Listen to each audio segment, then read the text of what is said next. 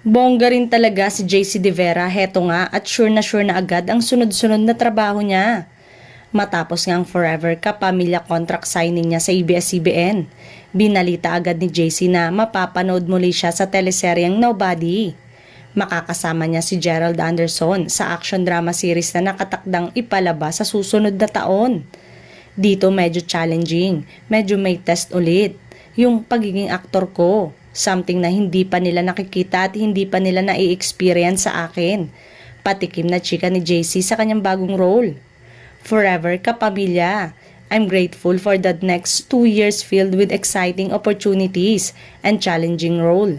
A heartfelt thank you to my big boss, sa lahat ng production team that I've worked with, LVD management, my supporters, and most especially my wife and kids. Let's do this, sabi pa ni JC. Nasabi na nga ni Gerald na bagong-bago ang karakter niya sa seryeng ito. At yun nga, pareho silang na-challenge na gawin ito dahil pareho nga raw nilang hindi pa ito nagagawa noon. Bago ito, napanood din si JC bilang doktor sa drama series na Nag-aapoy na Damdamin at kabilang din siya sa Philippine adaptation na Flower of Evil na papel naman ng isang police detective.